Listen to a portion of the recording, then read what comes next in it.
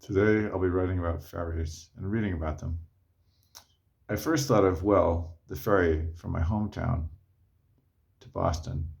It lacks glamour, trudging back and forth.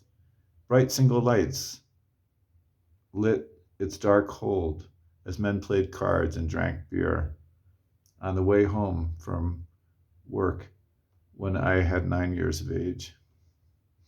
Now, a catamaran zips back and forth in 25 minutes, not long enough for a card game. People scroll their phones or look at the waves. On top, American flags flutter in the wake, and four large heat pumps provide atmospheric conditioning.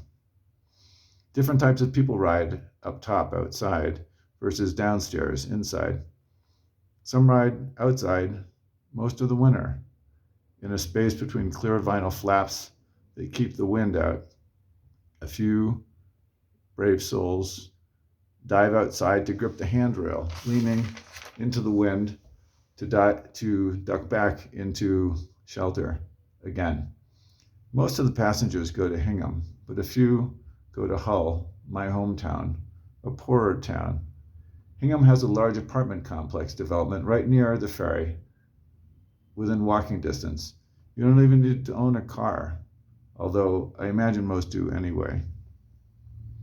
The Patriot Cinemas offer discounts on Tuesday nights, $5, and a Trader Joe's sits not far from where the first Building 19, a chain of discount stores, started, named after the brick warehouse that housed it, the number from the naval yard that occupied that land in World War II.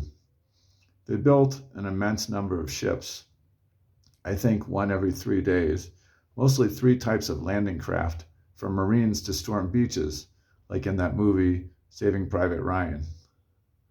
Bullets whizzing by, dead before arrival. Interesting fact, bullets lose most of their energy after traveling a foot in water. If someone shoots at you, jump in a pool. Don't do that if they throw a hand grenade, though. The shock waves will turn your internal organs into jelly. From where I'm sitting, a band wails mountain native music outside, a cross between klezmer and New Orleans marching jazz. They stand in front of a church in full confession. I meant to take this to the ferry across the Styx River to Hades. I forget the name of the ferry keeper, Charion, I believe, or perhaps Charybdis, something like that. The Greeks put a coin in the mouth of their dead to pay the fare. I feel bad speaking humorously or even thinking that way about something so important to them. Life is precious. My legs' hair rise and femurs rattle or hum.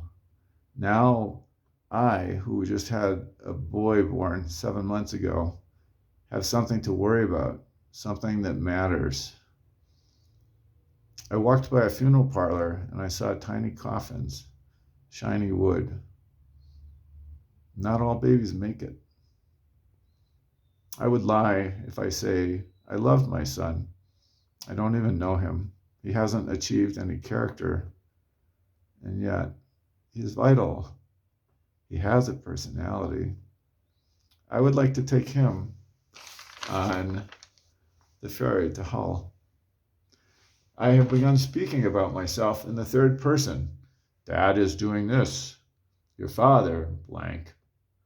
They say you should talk to kids, and I do, a streaming narration of my actions as or my thoughts, and the responses I imagine he might make. Well, not quite right imagining his responses. I'm not giving them, I'm just imagining them and rationalizing and giving my further self justification or explanation. I swear to God, he doesn't get the words, but he shows his intelligence. He watches everything. He sets projects for himself. Tear off that label. Reach that food. Another ferry I'd like to take him on is the Laura B., the mailboat from Port Clyde, Maine to Monhegan Island. And yet, Should I? Am I recreating my childhood through him, taking him to the places I loved as a boy? They say you can't go home again, and you can't. Things always change. The magic illusters and vives away. Time to find new air and his own vivid. Where will his ferries lie? Malaysian, tramping across midnight between islands, falling in love. The reed raft islands of Lake Titicaca, again, falling in love. No, that's not right at all. Just sun, just drying fish in the sun. And it's all right. I canoed there with a one-armed man, Brian, and his girlfriend.